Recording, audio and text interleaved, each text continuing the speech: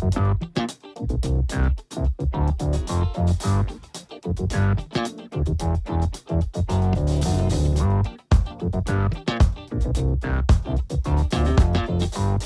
folks, and welcome to the Daily Ratings Podcast. It's a show where each week we're going to be sitting down with Vincent Daly to get his thoughts on the latest movies he's been watching, both older films and new releases. And don't worry, there's no spoilers. Vince will give a brief review of the movie, share some thoughts, and of course, then rate the film. The daily ratings are always fair, honest, and most importantly, they're consistent. On today's show, Vince will be rating and reviewing. We have 2016's Deadpool, directed by Tim Miller, 2018's Deadpool 2 by David Leitch, and finally, now in theaters, newly released, Deadpool and Wolverine, directed by Sean Levy. So it is going to be a Deadpool episode, folks. The only movie of Marvel this year. Stay tuned. Let's see what Vin has to say about it. Enjoy the show.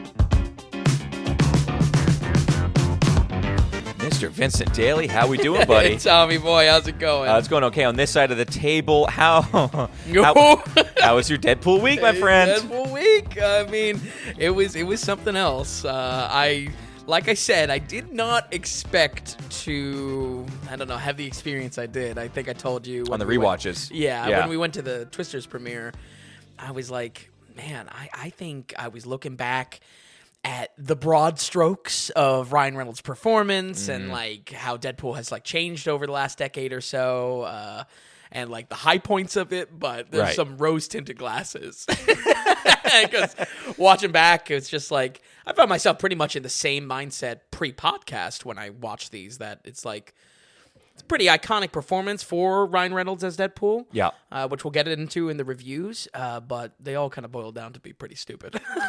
So I mean, this was huge when it came out. Yeah, because it was a different kind of tone for a Marvel movie. It's also rated R. Yes, which I just feel one of the first in that wave of rated R movies. Right, and I think, box office wise, rated R always hurts you a little bit as far as ticket sales. Yep. But just being different in this MCU, I think is helpful. Yeah. And maybe even though it's funny, because even though it's immature, some of it's like frat boy comedy. Yeah. It's immature and it's comedy. Dubstep jokes or I think it's the perfect example of that. Right. It's just like, all right, yeah. But mature in content almost. So it's able to get that audience into not the kind of the cheesy or eye-rolly stuff schlock. Exactly. Yeah. Exactly. It's its own type of overly edgy humor that is going to cater to like a teenage boy. Right. But at the same time, it's a little bit of a different brand. And the Marvel heads. I mean, I'll say right now, I haven't watched a single one, and I have never had interest in watching any of these. The massive amount of, the campaign of Deadpool and Wolverine over the past months hasn't done anything to sway me. Okay, all right. You will be the only one to have an impact. Yeah, okay. Good or for more bad that I already have in my head. Just the comedy has never been my thing. Ryan Reynolds doing that comedy, definitely not my thing. Right. I'll say right off the bat, so my interest is... I don't know. I have a curiosity about what you're about to say about these. Yeah, absolutely. And, how you come down on them. Yeah, and it's interesting because I did enjoy watching these again. Ultimately, if anything, just to kind of pin down my own thoughts now post podcast or while doing this podcast, to kind of balance my thoughts of like. The internet would love to say it's all bad, all good. But I feel like Deadpool is a mixed property in the sense like we have Ryan Reynolds next to Hugh Jackman, next to Robert Downey Jr. as like near perfect comic book casting going on here. Yet the movies themselves still kind of come out as like, I don't know if I'm recommending these. So I think balancing that and hopefully, adding that nuance to this episode, hopefully that'll kind of, help us navigate the internet a little bit. Right, which is increasingly more reactionary when it comes to especially superhero content. So, all right. Any opening notes? Well, we do have some exciting trailer news. I mean, we don't do like trailer reactions or anything like that. Twice in 2 weeks. I love it. Yeah. But Was able to see this at a fan premiere, not as early as like the other like real reviewers fan premiere for Deadpool Wolverine, but a little bit early to the punch, folks. And with that, I was able to see some exciting trailers coming out of the MCU.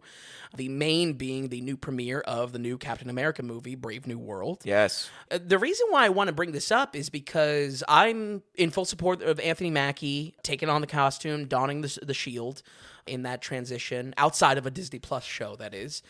Be warned, there's like way too much shown in that trailer, down to like third act reveals of characters included in the story that I don't know. It was yet another time. I mean, obviously it's for the birds, but trailers showing way too much and almost kind of dissolving the hype we would get for something that exciting, a new Captain America movie, on the horizon in February, basically. Do you think that trailer was only for the fan edit, like for the fan showing of Deadpool? Because no matter what, those nerds are going to be excited about it. Sure. And they'll tone it down. I mean, listen, we could bitch about trailers all day long. Yeah, really, all day long. So maybe it is just what the trailers is going to be. Yeah. But I guess what we'll a shame. see when they release it online. But out of the slight opportunity for me to be faster to the punch than or compete with other reviewers, that was at least kind of my overall thoughts on it. Excited for a real heavy hitter type of title like this. Yeah, especially everyone loves the MCU meeting Bourne Legacy type of spin that we got in, Winter Soldier, kind of like the conspiracy angle. Oh, okay, this. yeah. At the same time, it's just like, man, I saw the whole damn movie. Yeah, that's a shame. Yeah. Was Harrison Ford shown in it? Yes, extensively. Okay. That actually is dead on the money of what is shown too much. Well, we'll see how that works. Yeah, out, we'll see. I actually don't know the release schedule. I try to kind of, or at least I'm numb to the release schedule. Well, it was ever changing too. Yeah, true. Especially this year, things were always in motion. A lot of fluctuations, Blade, of course, and whatnot. But yeah, it would be interesting to see what is released in 2025. This is set for February. Let's see if it even gets pushed. Right. So. Okay, all right. With that, let's take a jump back to 2016. Valentine's Day is when this film came out. Good call. Which I do kind of think is kind of sweet and playing into the silliness of this, I don't know, the oxymoron that this film is going for. Absolutely. It's rated R, an hour and 48 minutes. The original Deadpool with Ryan Reynolds, directed by Tim Miller. Vin, just step right into it for us. Post 2014 was a massive time for Marvel, which already was riding high from Avengers 1 and really locking every nerd's eye on what might come next. For MCU proper, we get a lot of big releases. Winter Soldier is under the belt. Guardians of the Galaxy, the first one. Each massive hits that would define so much of the tone for future MCU films. And for my money, on the X-Men side of the contract, one of the best X-Men films was released with Days of Future Past, sowing the seeds for Hugh Jackman's Wolverine being whisked away to the out there time-traveling storylines. If you kind of willingly ignore what Sony was messing up on their side of the contract, Spider-Man, then Deadpool rounds out an extremely formative time for Marvel and superhero movies in general to solidify post-Avengers and really determine how superhero films are made till today. This 2-year stretch to it. Very, very formative time and interesting to study. Yeah, I think that how Guardians of the Galaxy came out in, 14 or 15? Yeah. Right. And then that set the ground for, I think, a comedic base. Yes. Because that's so comedic heavy that... and then this can step in and like, oh, this is just the adult version. Exactly. We're just upping the comedic beats and making it a little bit more adult. Here you go. Absolutely. Gave that breathing room for something like this to work. Right. And folks, what I want to start with is we need to kind of talk about Ryan Reynolds and his involvement with this character, because there's a lot more history than I was even aware of prior to doing research for this. Apparently, there was a Ryan Reynolds Deadpool project in the works all the way back since 2004. I mean, 2004, we're talking like the infantile days of it's Sam Raimi's Spider-Man and whatnot. Because it's attached to the X-Men, correct? Yeah. Going that back? Yeah, okay. Absolutely. No clue about the gritty details of that early back, but, most comic nerds saw him take on the role of Deadpool in one of the worst superhero movies ever made, the failed X-Men Origins Wolverine, in which we get a Deadpool that is not representative of the character and ironically seals Ryan Reynolds' mouth shut so he can't do what Deadpool is known for in breaking the fourth wall. So... jump forward to the quote-unquote leaked test footage of Reynolds sporting a proper red suit, animated mask, and fourth wall-breaking comedy, and fan support came pouring in through the internet that pushed this into its final production. Again, leaked. I think there was some intentionality there, but hey, it got it through the finish line. Now, as much as I hate Ryan Reynolds, and folks, I really do, there is plenty of cited events, cited reviews that I'm bashing on this guy. It's all around that repeat comedy shtick. He's Ryan Reynolds to a T in everything he's in. It's undeniable that he has warped this character around his style since putting on the mask. Much like we saw with comic book Tony Stark warped to become more like Robert Downey Jr.'s portrayal. Okay. In the MCU, Deadpool is now inseparable from Ryan Reynolds and has creeped into nearly every rendition of the character. So while I might be a huge hater of him, that's where I was happy to revisit these and even collect my own thoughts of saying that this is still the one role that had to be made for him, and it is undeniable the impact he's had on this, shaking outside of just the movies. It's the comics as well. It's everything Deadpool's a part of. Sounds like Ryan Reynolds now. So Right, which sounds like a true nightmare.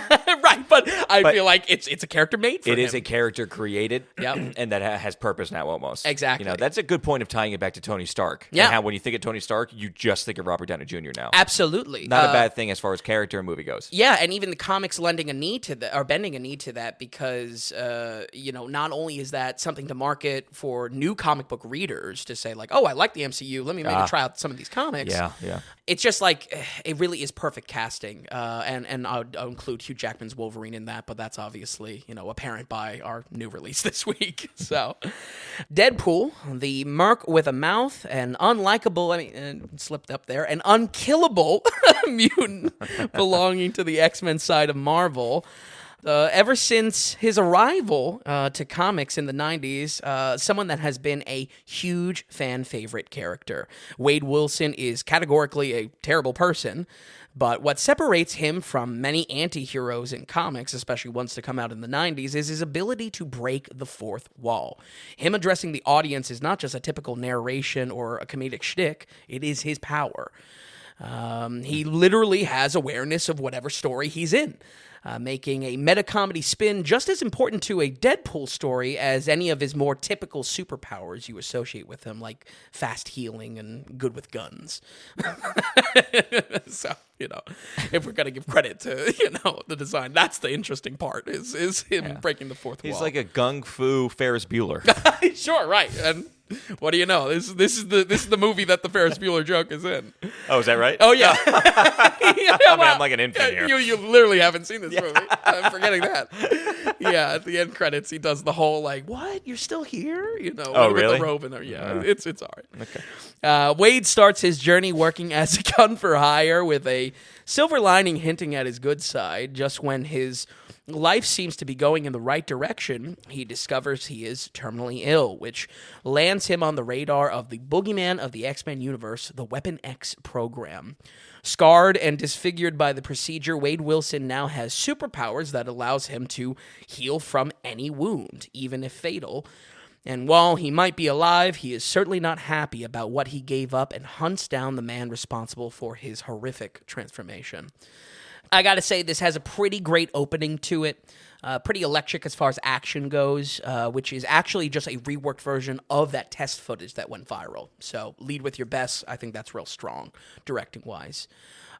It's just a really fun and solid introduction to just how overpowered Deadpool is, which it's by design. So you really kind of have to jump in the deep end with this.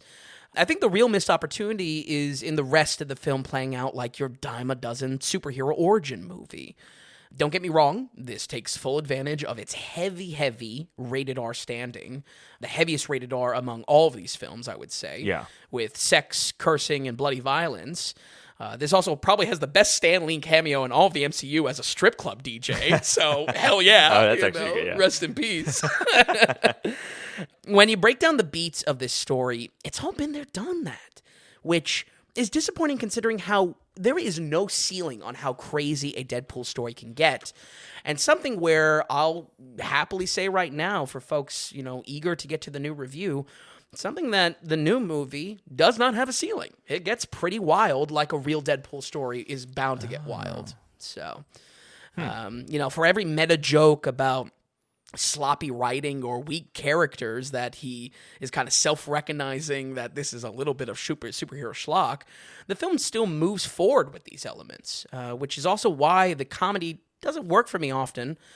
Even if it got a smirk out of me from here and there, I feel like that's really my experience with all of these. It's just like, he catches you sometimes. Ryan Reynolds will jab you in the side sometimes, and maybe you laugh, But a lot of the times, it's overly edgy for edgy's sake, and that certainly, if that's an element that is not jiving with you, you probably haven't watched these movies like yourself, Tom. But something that is not shaken even in the new one. It's definitely still 100% Deadpool. So I will say the success of this film is responsible for paving the way for rated R superhero films in the 2010s. I personally would love to give credit to James Gunn's Super, which we covered on an old episode of the podcast. But realistically, you can see the direct line from this to the fantastic Logan 3 years later. Out of the countless superhero movies on either side of comics, Deadpool is without a doubt one of the more interesting, and I'm glad that the character did make it to the screen. I've just always felt this first film just did not go far enough. Wow. Needed to go deeper into the crazy. And I guess maybe this first one you can't fault it because it's like, well, they got to hook them. They got to start somewhere. But I just felt it boils down to your dime a dozen origin story. Now, and this is on this watch, or like even when you saw it for the first time, you were kind of having these thoughts? Definitely for the first time as well. Which is surprising. Yeah. Because, oftentimes with the first one you can give it leeway because it's just like they're opening the book for the first time. And then after that, it's like we got to do more. Yeah. The fact that it wasn't enough on the first one kind of surprises me. Yeah. Because everyone was maybe everyone had those, rose-colored glasses on just because it was breaking the fourth wall, because it was rated R. It was new. And exactly. Absolutely. Exactly. But I feel like my disappointment is, I'm not entirely alone on this. Obviously, the fans of Deadpool are unabashed. They love it to death. Yes, yeah. But I feel like among the nerds of the internet, there's a sentiment that kind of matches the first Suicide Squad in the sense that there's promises made by the premise that are not fulfilled upon. Okay. I won't go down the rabbit hole of Suicide Squad, but similarly to this, Deadpool getting his own movie kind of is a promise to say this is going to be like incredibly wild, and more often than not, this has to hit the beats that we're comfortable with, and I feel like that's where the disappointment comes from. Okay, all right, very good. So I think my recommendation here is to only give it time if you're craving Ryan Reynolds and somehow haven't seen this. Or maybe come off the new Deadpool and Wolverine film and want to probably see what was, the starting seeds of that. Because looking at the hype for it so far, I am positive we will still see him in plenty more movies to come. With that said, we're going to go ahead and give Deadpool 2016 a 59. Whoa. Hey, why you think too generous? No. I was expecting higher. Oh. It's because of the hype coming off this film. Yeah. And how well it did in box office. Yeah. And because it was something different. What an honest score there, B. And hopefully, like I said, maybe a 59 is sacrilegious to a Deadpool fan, a hardcore MCU fan, or just a comic book fan. But I feel like that kind of balances the fact that Deadpool's still. Ryan Reynolds is still annoying, but I can still respect that he's doing the character to a T, Right, yeah, and making it his own. Yeah. So much so where the character becomes him. Exactly. Yeah, which is, I like that. It warps, absolutely. I'm glad that you brought that up because even I can find respect in that. Yeah. Again, folks, if you're listening for the first time, it's a difficult relationship, the daily ratings and Mr. Reynolds.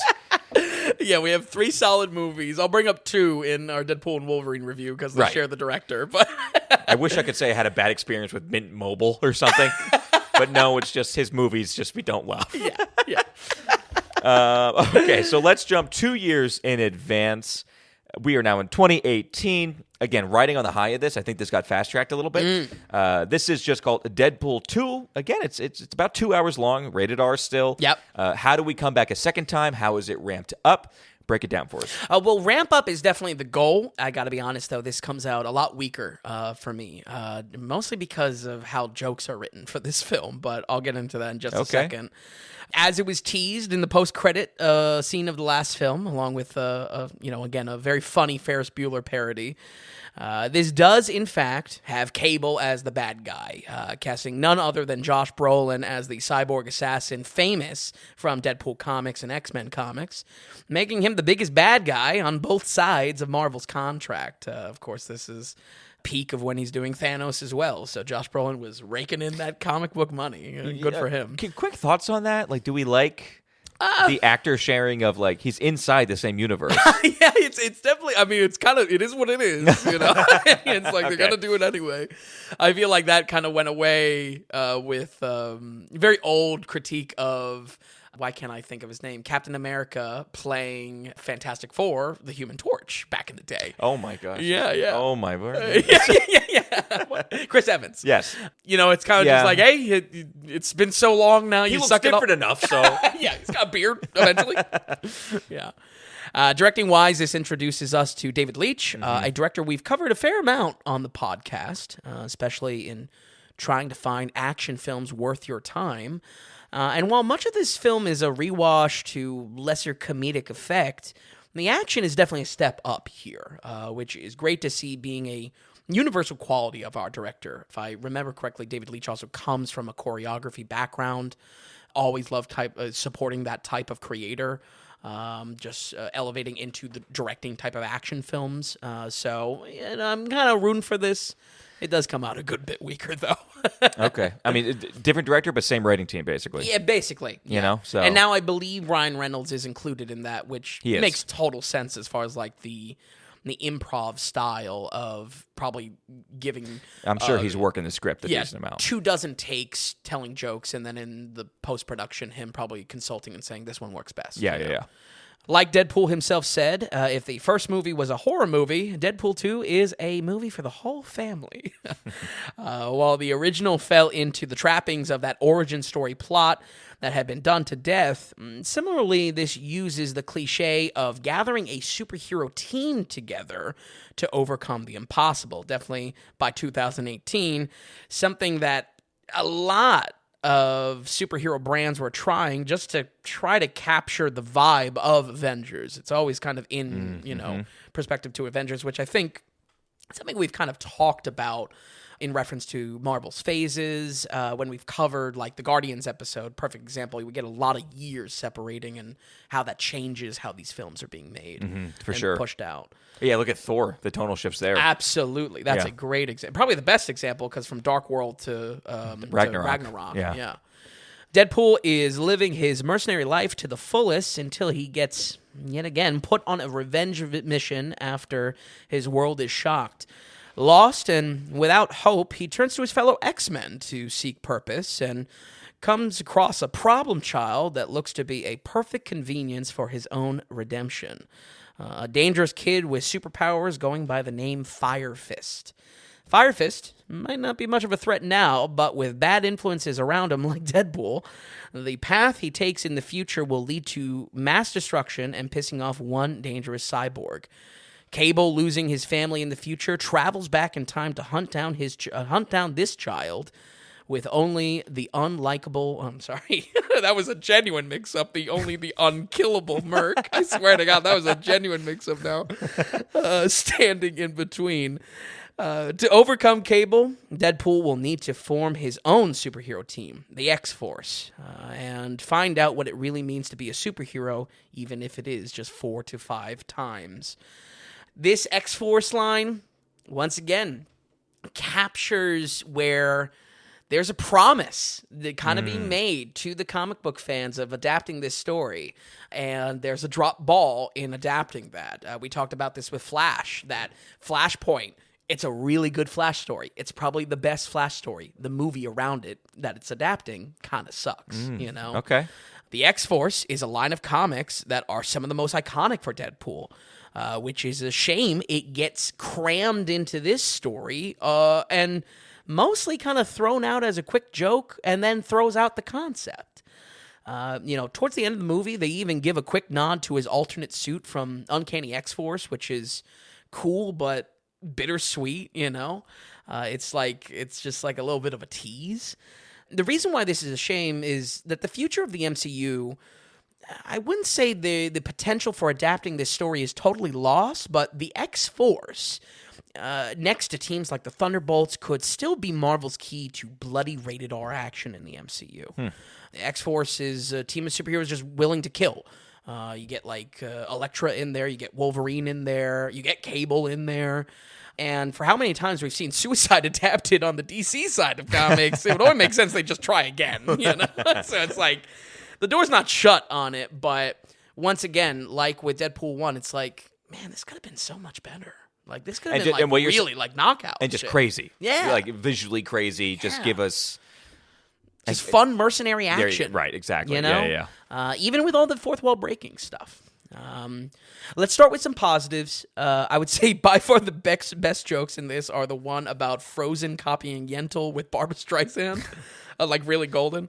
And when they cut away from the X-Men, Fox doesn't have the budget to add, which it shows the newer X-Men with McAvoy as Charles. Yes, the young guys. I really just enjoyed both of those and would have loved to cover Yentl this week just for the joke. I really love also how much they're pushing his healing powers in this, giving nonstop jokes about him just getting mutilated and surviving. I'm not sure if we will see returning characters from this film to new ones to come, not just Wolverine, Deadpool and Wolverine, but future films. But a lot of supporting characters are just hit a good stride in this. Josh Brolin as Cable's pretty good. Zazie Beetz as Domino is good. And Brianna Hildebrand as Negasonic. All feel like great casting choices that would be a shame if the MCU would throw it out now that they own Deadpool, Luckily, the new sequel this week seems to pride itself off of doing fans justice on every possible decision like this, even if it kind of shoots their own film in the foot. It's really a fan movie. I don't know. We'll see how that shakes out. But while there are some high notes with this one, the average of the film comes out much, much weaker than the first, sadly. Wow. To the point that I would say almost don't give this one a shot. Really? Yeah. I feel like this dips it falls below that the recommended. flat. Yeah. Because it seems like things are going for it. Yeah. And seems like it's amped up. Right. Certainly. Just like more characters, more jokes, that type of angle. But if I was to break it down, mainly there are just significantly worse jokes strung about through this film. Oh, okay. That just feel so clearly swapped around in editing.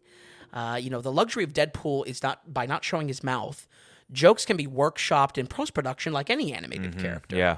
Some of actually the buzz around the new movie even informed me that Reynolds apparently films all of his scenes twice, once with the mask and once without. Weta Workshop then stitches it together digitally. So you get movement under the mask, very articulated. Yeah. Interesting. So I'm sure there's plenty to adjust on the cutting room floor, but mind-blowingly, not only do some of these jokes sound different in recording quality, a good handful of times. I wonder how many people pick up on this. I'm glad that you were picking up on this. Yeah, well, I mean, I don't know. I feel like it's obvious to me. It sounds worse. Or it sounds like he's just it doesn't sound like the words he was saying, a moment ago, right, 2 seconds ago. But, the jokes themselves just feel distinctly more committee created. And that's where it's I understand with animated characters, oftentimes there's comedians that just workshop. Something that clued me into this is actually the production of the Disney Star Wars sequels that R2-D2 and C-3PO comedians just workshop lines and sent them to JJ to use what he wants. And because character's mouth doesn't move, they can do whatever they want. Right. You know, they can figure out what works best. But it's like that committee on this one chose the worst ones out of the bunch. Dubstep jokes stand out as some of the most dated and unfunny and cringy, even by 2018 standards when this came out. It's just like, oh my God.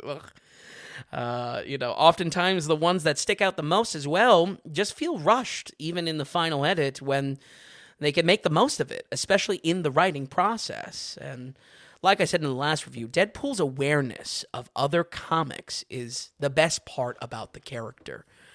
His ability to break the fourth wall is the character.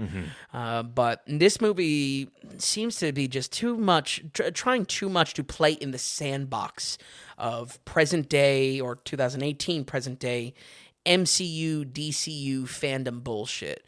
Like the amount of jokes poking fun at like Batman v Superman and just like lines from movies, right? Whether it be like Winter Soldier or something like that, are just thrown in. It's just, again, I just feel like they're not funny, and they're now like super dated because it's like the fandom is no longer in that outrage, you know, that they would say like, oh, that's a good jab, you know. No one cares anymore. Right, you know? The landscape has changed so much.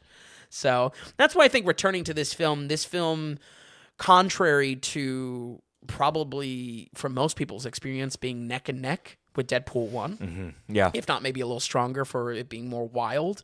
For me, it came out weaker. Like this was more of an illuminating kind of rewatch to it. I think realistically, this movie could have the same exact score as the first.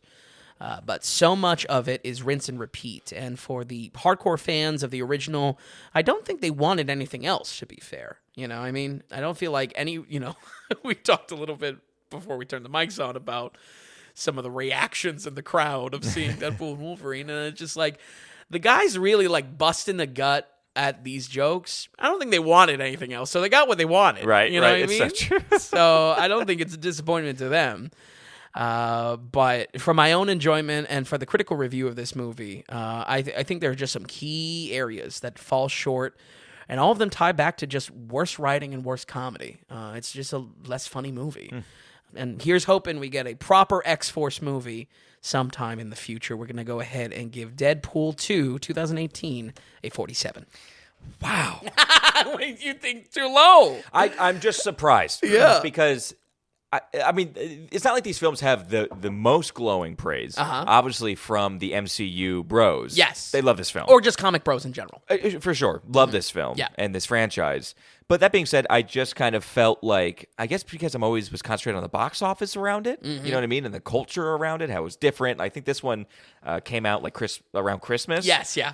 It's whole like family film. Right, it's angle. a whole different type thing. And I guess I just feel like we were pushed that these were better than maybe they actually are. Because I'm not doubting your scores. Sure, that's for sure. You know what I mean? Absolutely.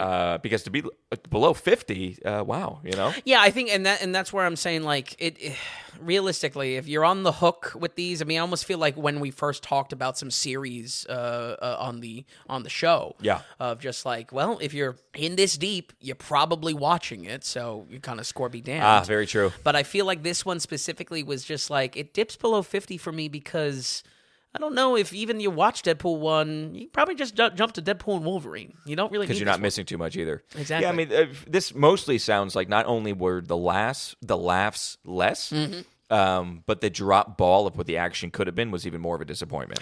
Sure. We get definitely some what we'll call like Marvel hype moments, you know, designed for the theater roar of fans, but just are weaker with more time and a private viewing, no less, when you're in your house alone, you know. Okay, well. All right, so 40. He's scared. He's shaking in his boots about what the internet reaction is going to be. No, I'm happy. What I'm really happy about is we have this beloved Deadpool character, essentially, and all I know is that John Wayne's 3 Godfathers last week, it got a 68%. So I'm on cloud 9 over here, my friend. Right. Listen, Yeah. okay, so, In the echoes of John Wayne July will haunt Deadpool. okay, so 47% for Deadpool 2. Before we get to the last film here, the one in theaters, folks, just want to remind people, Vin and I here are going off of the value for value model. So Basically, we're not going to have any advertising on the website or on the podcast. Like, we're not going to shovel that stuff in your face. We're also not going to deal with payment tier structures or paywalls on the site to access content. It's not pay to access or pay to play here. It's value for value. So basically, are you enjoying the podcast, checking out the website every so often and enjoying it? We kind of think of it as that's value in your pocket. Could you send us value back in our pocket? So if you go to thedailyratings.com and head to the donations tab, through your monetary support, if you could, show us what value you're getting from this. When you donate to the show, and it could be whatever amount that you want. Like we have some set fun donations, like buy Vin a movie ticket or Gump Club or become a Godfather. But there's also a big button there called Value for Value. And basically that is whatever you want to send us, go ahead. Everyone has their own different finances. Everybody's week is different than the next week. So we don't want to peg you or strap you down with having to send anything. If you're enjoying it and want to contribute, any amount means the world to us. So again, it's thedailyratings.com, and it's the donations tab. Just head to it. When you send in a donation, you can also send in a donation note, whether it be questions, comments, critiques. Use it as an ask us anything. I like that angle a lot because that's really hit on the type of recent write-ins we've had about clarifying scores, asking kind of opinions on larger topics than just one single movie. Larger themes kind of. Yeah. Which is great because it doesn't really have a normal place in the show. So that's a great spot for it. It's a through line to the people who are really engaged and enjoying what we're doing. Not only are you going to send us, if you are taking the time to not only listen but also send us some money, it really does mean the world, and it means something. So if it is questions or even comments or critiques, it means something to us, we want to acknowledge that. And the idea behind it is that when you donate to the Daily Ratings, you become a producer, an actual legitimate producer of the Daily Ratings. Just like in Hollywood, when you financially support a project, you are a producer of that project. So I just want to give a big thanks to the producers who have donated in the past. We've had some great ones recently, some great notes that we've had come in. Absolutely. It's been really great as we're kind of, getting the value for value idea out there. Mm-hmm. The more you listen to us, so then you listen to other guys who kind of just take ad breaks every 10 minutes. Yeah. Those get exhausting. And this is a way, again, it's a through line to you to say thanks to those who really enjoy it. And it's value for value. If you're getting value from what we're doing here at the Daily Ratings, then head to the donations tab at thedailyratings.com. We thank you all so much. All right, Vin, with that, let's go to the last film here. It's our now in theaters, now playing. Big. This is the 34th film in the MCU. Wow. Okay, and I don't know if that doesn't count all the Spider-Mans. Okay. Some of that Sony properties. Yep, correct? Yep. Probably wouldn't count any of the early, before the Fox buyout. Like early X-Men, right? Yeah, early X-Men, even the 2010 X-Men's. Definitely Wow, doesn't count. oh my Then God. the TV shows, the Disney Plus TV shows are just numerous, and 34 is a lot. yeah, it's already a lot. Anyway, we're back with some good friends here. This is Deadpool and Wolverine, the much anticipated, much hyped, the only Marvel movie coming out in 2024. So a lot on its back, kind of. A lot riding on this. Same deal, rated R, 2 hours and 7 minutes. Vin, jump into it. Yeah, well, not only the only mainline MCU offering for the whole damn year, but Disney's attempt at a rated R Marvel movie as well. That was the biggest fear in every fan's heart when Marvel proper got its rights back to X-Men and Fantastic Four. Would they keep Deadpool in full effect? Oh, when was that I'm sorry, when was that switch? I don't know for sure. Because these things are in long talks for a while. When the contract is up, they gear up for it. But didn't they buy Marvel years ago at this point? Disney had Marvel for years. Yeah. The contract is split up for Fox, which owns Fantastic Four and X-Men. And that's where we get, those movies, even the failed Fantastic Four we covered way back then. Yeah. The body horror Fantastic Four. And then Sony owns the piece pretty much exclusively to Spider-Man, losing that battle for Spider-Man directly, but still using, creating these horrible movies that are around Spider-Man, like the Venom movies and Madam Web and Craven that's coming out. Right. That. Morbius, Yes, Morbius. Yes, of course. I have to use up I have to use up space in my brain to remember Morbius. The answer, though, to that question, is Disney gonna ruin Deadpool? The answer is yes and no. I don't think Deadpool and Wolverine skips a beat. in a good way. I feel like this is ramping up in wackiness, maybe not in like rated R edginess, but ramping up to what a Deadpool story can be, but with more money and more involvement in the ongoing storyline. Deadpool is naturally going to have to share the spotlight in a way that we've seen other heroes take a backseat in their own film. Right. And definitely in recent MCU movies where there's 3 new characters being introduced that chip away at why you came to the movie at all, to see the character in the title. Honestly, Deadpool 1 and 2, from that, we already see a dip in how edgy it is. But after revisiting them this week, like I said, I kind of personally was excited to see a bit of a change up on screen. I respect Reynolds' portrayal of Deadpool.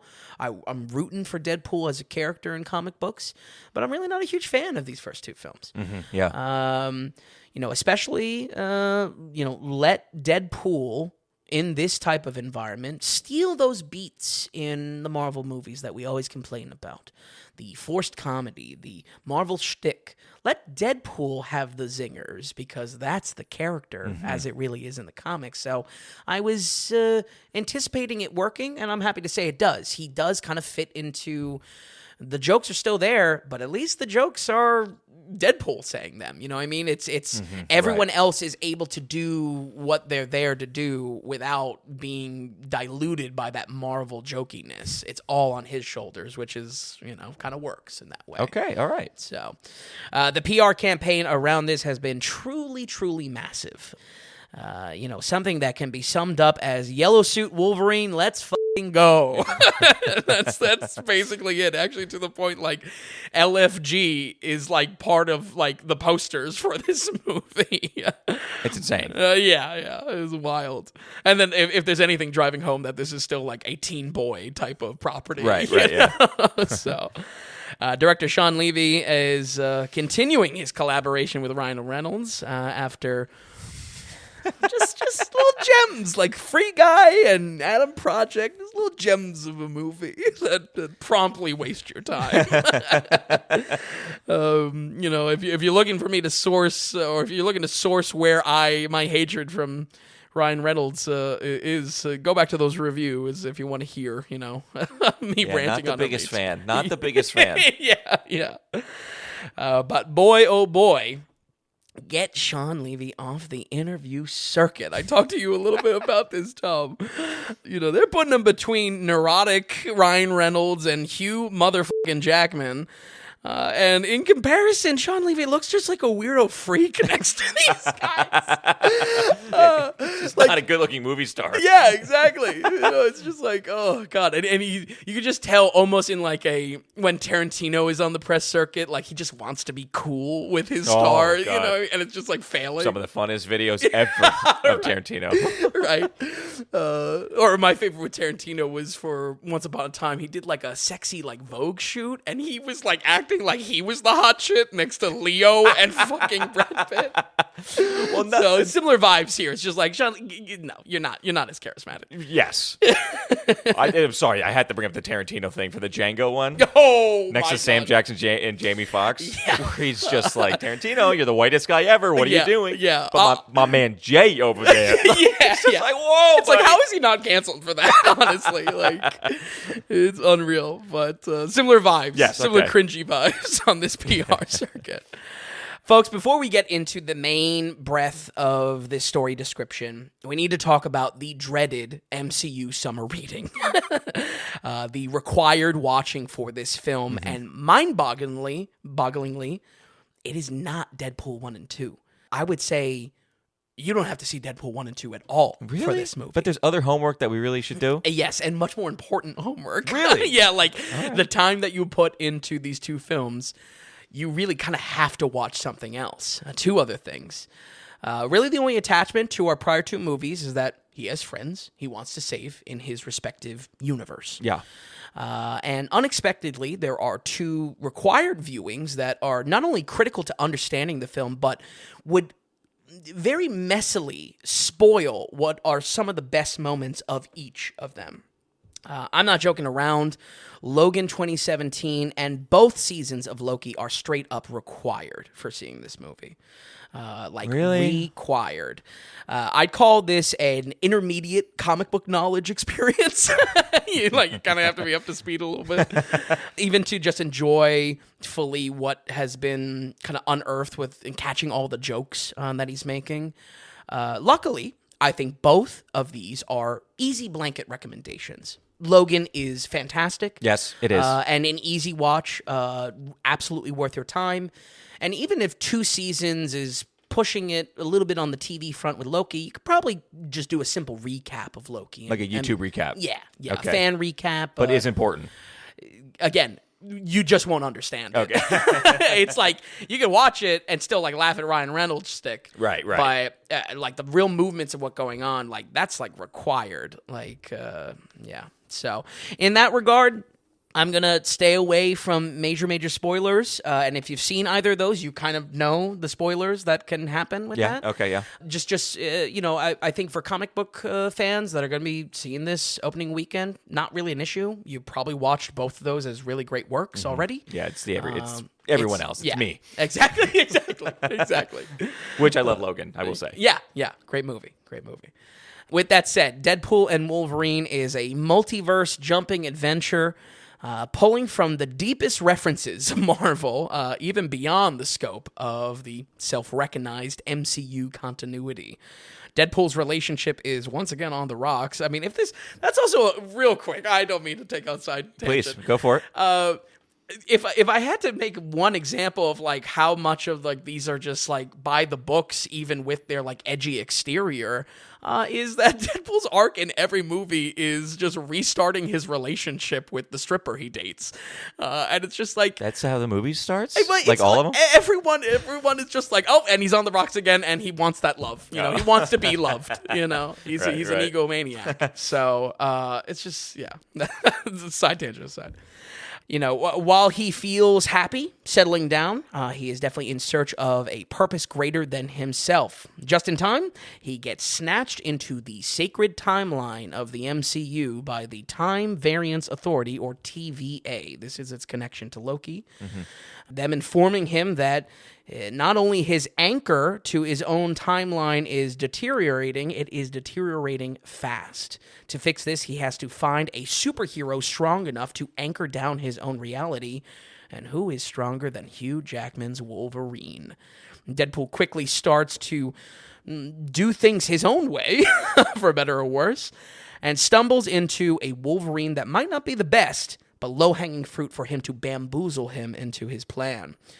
But alternate realities open the floodgates on alternate versions of characters both friendly and dangerous alike, and one of them is the most dangerous in an alternate X-Men slot with an Omega power level to boot.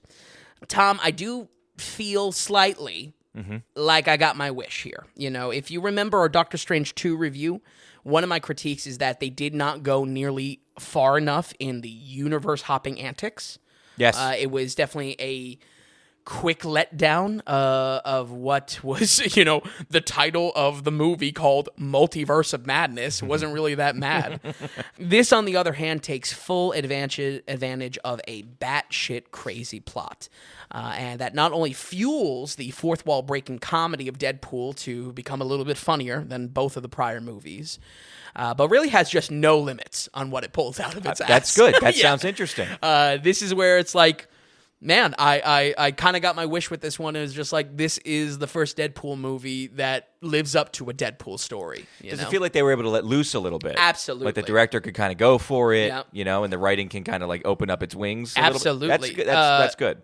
Disney involvement be damned. It really is full effect Deadpool, which I feel like is great news coming off of the fear that he would be toned down. Mm-hmm. But also, for my own enjoyment, it's just finally, they're just going off the wall with this. Yeah. I can 100% see where this could be someone's main flaw with the film. The early buzz around this film is that, at least usual split of critics and fans, being separated. But critics are really in the zone of saying, this is a mess of like usual Deadpool antics and just like really corporate shilling, as far as talking about like the politics of MCU and Disney buyouts and Fox falling and whatnot. Usually it's a thing that I feel like you would have issue with. Yeah, right. And you're kind of coming on the other end of it, right. which is nice. Yeah, I just feel like, this corporate brand angle aside, it definitely feels gross, but that is still 100% a Deadpool story. Like a Deadpool comment, he's commenting on comics at large. Mm-hmm. So in his fourth wall break. So definitely could feel gross, but I feel like fans are used to it, and not only that, they want it. And I feel like most of all, this was good in a rhythm of just, for 2 hours and 7 minutes, it throws unexpected turn after unexpected turn, and though it might be a little exhausting, lives up to playing around in the multiverse, playing around with some crazy potential for story writing in comics, feeling like a comic book, that it's maybe a little messy, I like that. After 34 MCU official films, it's nice that we get something kind of fun and interesting. Yeah, that would bring me to the theaters. Yeah. It's like, no, this one's a little bit different. Right.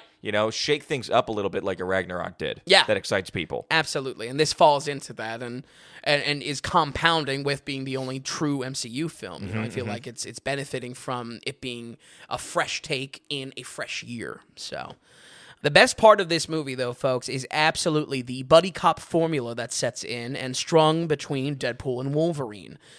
With both of them relatively unkillable, constant bickering evolves into full-on fighting and bloody fighting multiple times in the movie, and honestly, it's really great. There is a lot of moments where, in any buddy cop film, they argue and then they have to go their separate ways. Rush Hour always comes to mind. It's just like you get the sad moments where he's listening to every step you take in the car, reminiscing about. Is this too deep? Is that too much? No, just watch yourself with Rush Hour. Really, Rush Hour 2 is a really soft spot for me, my heart. But instead of them like going away and having a rest of the plot, the bickering then escalates further into bloody, trying to kill each other action. One-on-one superhero matchups have been the secret sauce ever since Avenger 1. And this was able to give a good handful of moments like that. But like I said in my intro, it might be the key to making Deadpool work even better despite the spotlight shifting away from him. Anytime Deadpool says something stupid or even like blatantly doesn't work comedically, Wolverine is there to chime in and call him a fuckhead. And in the moments we get a little bit too serious, Deadpool is given the perfect opportunity to chime in without overstaying his welcome. So for the first time in this new phases of Marvel, taking the spotlight of Deadpool, it's exactly that. He doesn't overstay his welcome, and I feel like the jokes hit harder for that reason. He's not pitching, so many jokes a minute. It's one every 10 minutes and really works a lot better that way. I like that. Yeah. So, and again, having Wolverine be the straight man, so to speak, it allows him to call it out when, in just kind of a similar fourth wall breaking way to say like, yeah, that joke didn't work. And, that is funny in itself, them clashing. Now, while this has all been very positive so far, I hate to say there's still a lot of issues with this film because it's very messy. It's a very messy film. For all it's trying to achieve, it is all over the map. Like I said already, the madness of the story could either be refreshing for you or be the Achilles heel of the whole experience. To call this movie messy just doesn't even come close. And that also kind of comes hand in hand with this like intermediate comic book knowledge you need to really get down with this movie. I just feel like this isn't for the mass populace. This is for comic book fans that are going to see it regardless, It's not winning them over, basically. Yeah, it surprises me. That really surprises me. Yeah. I think the main angle is that it's Hugh Jackman, once again, taking on the role. Yeah. And that's going to just bring people that anyone loves Hugh Jackman. So. And the shtick of Deadpool. Sure. That's going to bring people in. Yeah, absolutely.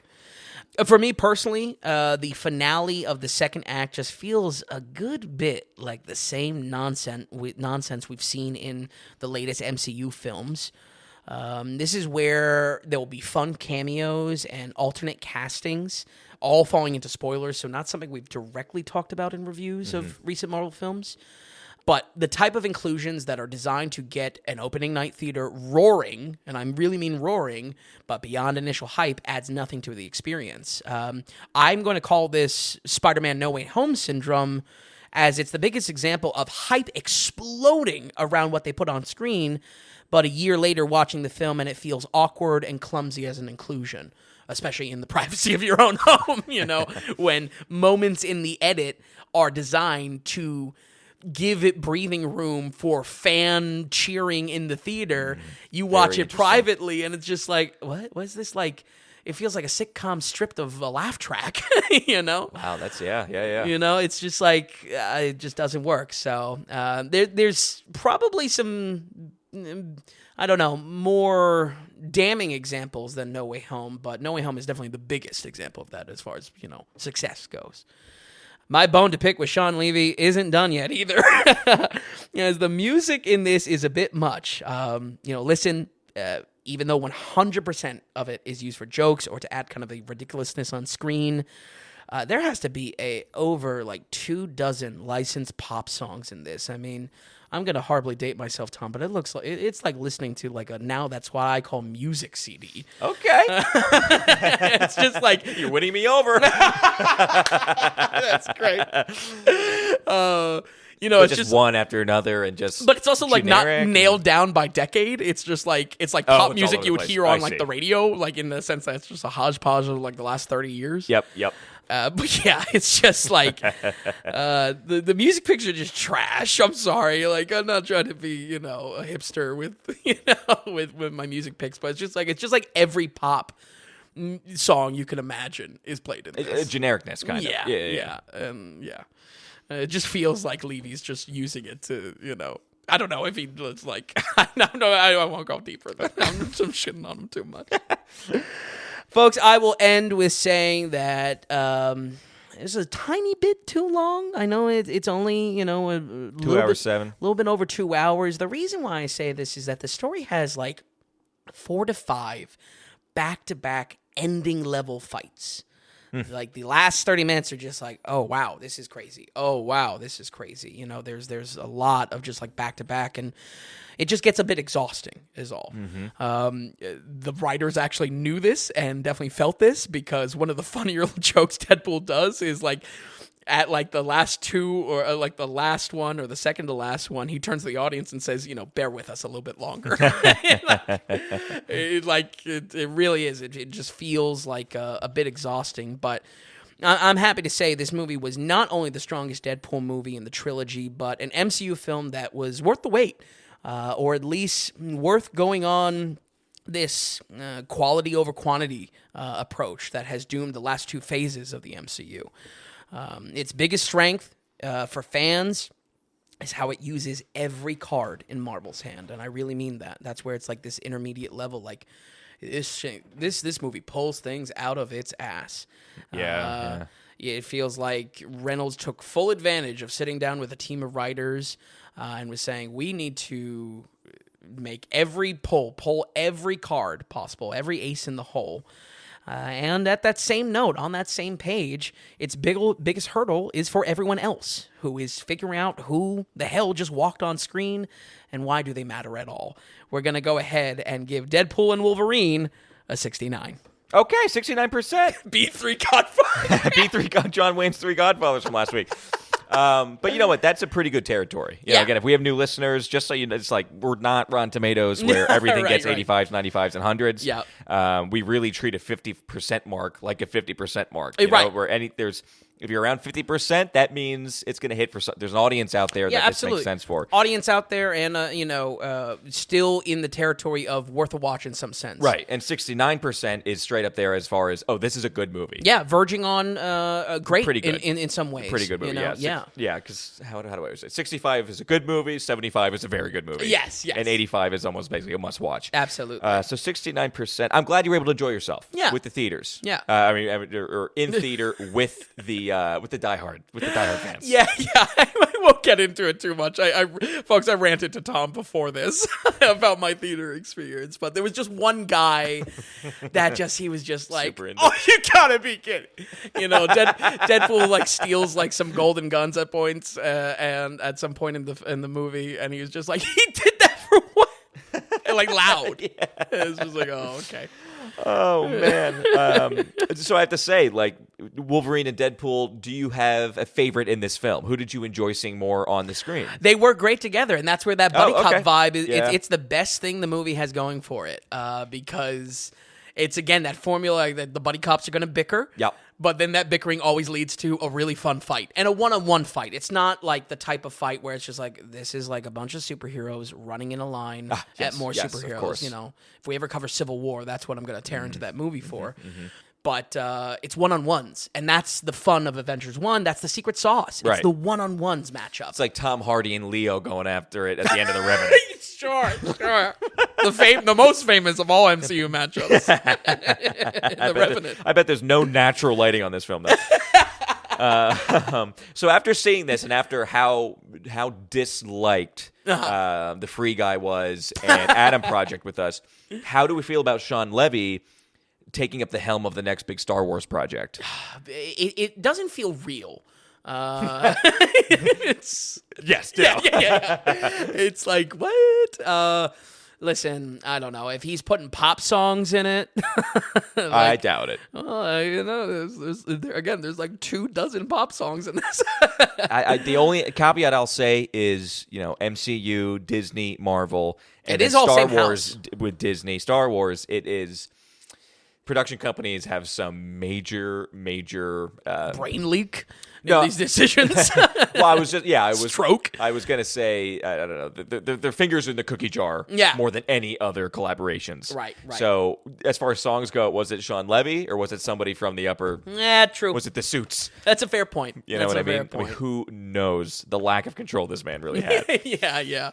But I don't know. I think It's a big project. it's a big to project. launch off Star Wars again. He's no JJ. Sure. With all the issues, we could talk about JJ. Right. Sean Levy is no JJ Abrams. Yeah. He's not even a Rian Johnson.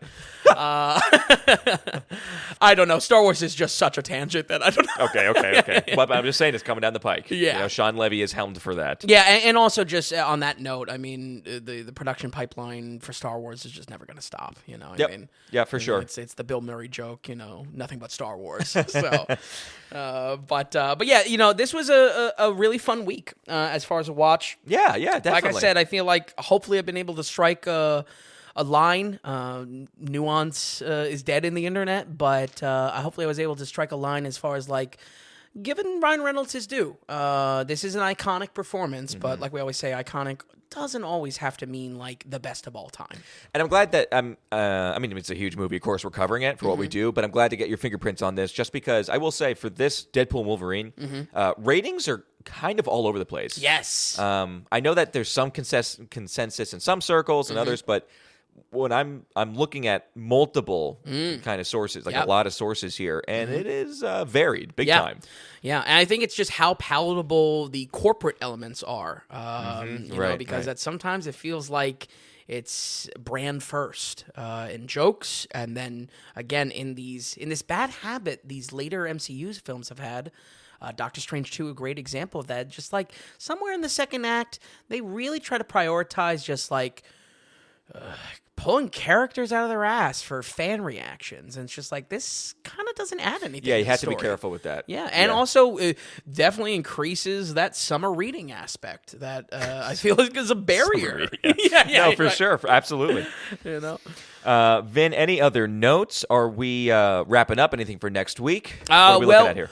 Next week, a little bit fluid. I want to cover Cuckoo. Definitely the last of the horror movies I'm really hyped for in the summer.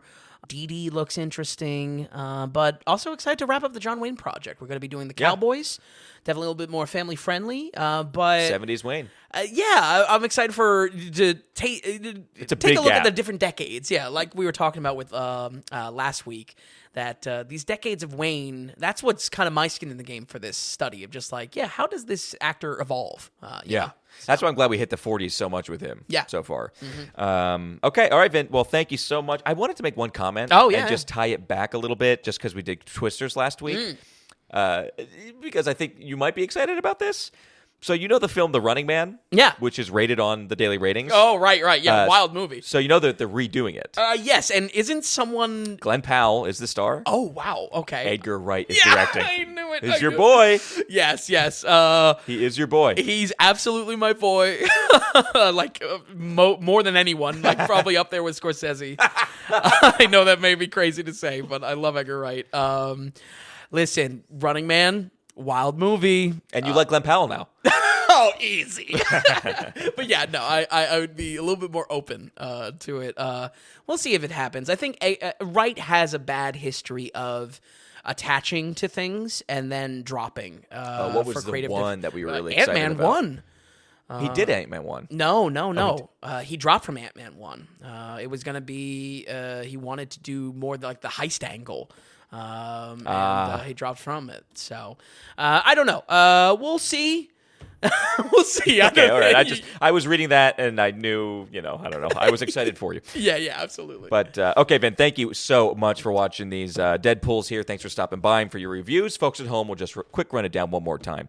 We have the OG Deadpool with a 59%, Deadpool 2 with a 47%, and Deadpool and Wolverine with a 69%. Folks, thank you so much for listening, and we're going to see you next time on the Daily Ratings Podcast.